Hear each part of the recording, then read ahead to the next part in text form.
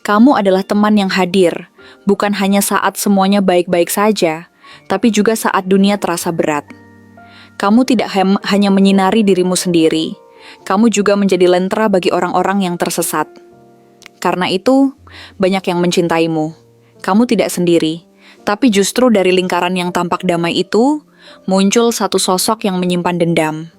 Ia iri bukan hanya pada dirimu, tapi juga pada kenyataan bahwa orang-orang mencintaimu. Ia bertanya dalam hatinya, "Mengapa bukan aku?" Maka dalam keputusasaan ia mencari jalan yang menyimpang. Ia tidak lagi percaya bahwa dunia bisa adil, jadi ia menciptakan keadilannya sendiri dengan cara yang kelam. Diam-diam, ia menghubungi seorang dukun bayaran. Tidak dengan niat bercanda, tapi dengan keseriusan yang menakutkan. Ia membawa fotomu, menaruhnya di atas meja kayu tua yang sudah lama dipakai untuk ritual.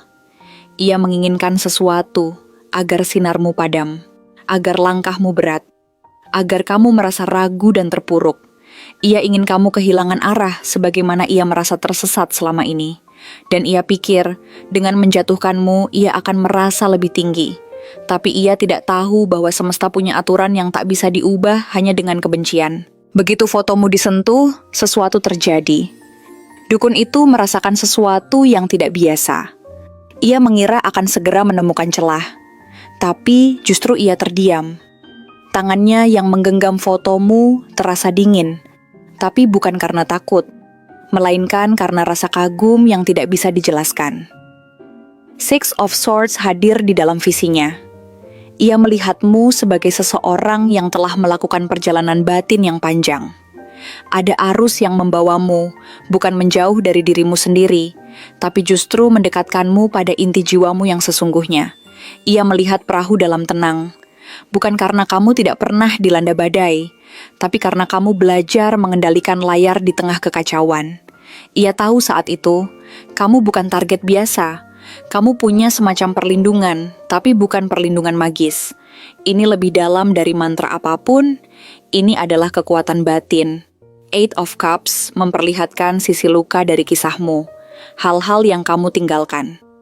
Dukun itu melihat bayangan dari masa lalu yang kelam. Ia melihat hatimu pernah dirobek, kepercayaanmu pernah dikhianati, dan kamu pernah berjalan menjauh dari segalanya. Bukan karena lemah, tapi karena kamu memilih menyelamatkan dirimu sendiri. Ada keberanian yang tak bisa dijelaskan dalam langkah yang kamu ambil. Meninggalkan tidak mudah, tapi kamu melakukannya, dan itu membuatmu berbeda dari kebanyakan orang. Dan justru karena semua luka itu, kamu membentuk dirimu ulang. Kamu menjadi versi dirimu yang lebih utuh, lebih bijak. Kamu bukan hanya bertahan, kamu bertumbuh. Kamu tidak meminta simpati, tapi kehadiranmu menginspirasi. Dan saat dukun itu menyadari semua ini, hatinya bergetar. Kartu Death muncul bukan sebagai ancaman, tapi sebagai momen perubahan besar bagi sang dukun sendiri. Ia tidak bisa melanjutkan niat buruk itu. Ia melihat terlalu banyak kebaikan dalam dirimu, terlalu banyak hal yang tidak bisa dijamah oleh kebencian.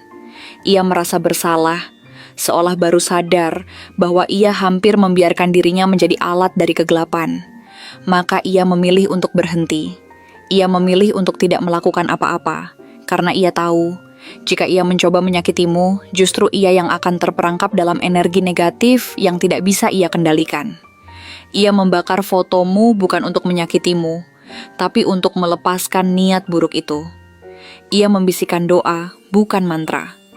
Ia meminta maaf dalam diam, meski kamu tidak pernah tahu.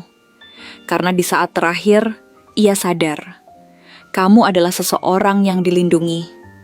Bukan oleh kekuatan luar, tapi oleh jiwamu sendiri yang telah melalui begitu banyak. Dan akhirnya, Nine of Pentacles memperlihatkan gambaranmu kini, penuh, kuat, dan berdaulat. Kamu berdiri di tengah taman yang kamu tanam sendiri. Tidak ada yang bisa mengambil hasil dari benih yang kamu rawat dengan sabar. Kamu mencintai dirimu apa adanya. Kamu tidak sempurna, tapi kamu utuh. Kamu tahu bagaimana cara berjalan sendiri tanpa merasa kesepian. Kamu tahu kapan harus membuka tangan, dan kapan harus menjaga jarak. Mereka mungkin mencoba menjatuhkanmu, tapi kamu terlalu tinggi untuk disentuh oleh niat buruk. Kamu adalah seseorang yang sudah berdamai dengan masa lalu. Kamu bukan korban dari cerita siapapun. Kamu adalah tokoh utama dalam hidupmu sendiri. Dan karena itu, semesta memilih untuk memelukmu, bukan dengan keras, tapi dengan lembut. Perlindungan yang kamu miliki bukanlah tameng, tapi cahaya. Dan cahaya itu tidak bisa dipadamkan. Kamu adalah teman yang hadir,